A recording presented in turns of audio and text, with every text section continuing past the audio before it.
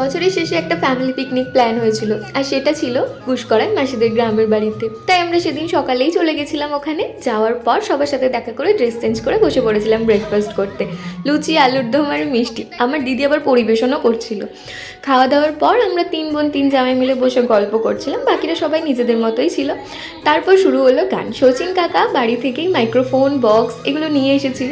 তো ফার্স্টে কাকার গান দিয়েই শুরু হলো। তারপর আমার নন্দ জাতীয় সঙ্গীত গেয়েছিল সেদিন।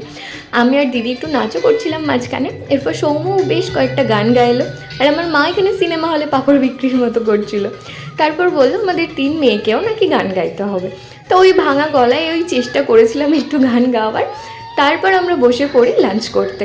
আর মেনুতে ছিল পমফ্রেট, ফিশ ফ্রাই, বাঁধাকপির তরকারি, খাসির মাংস আর 2 রকমের মিষ্টি।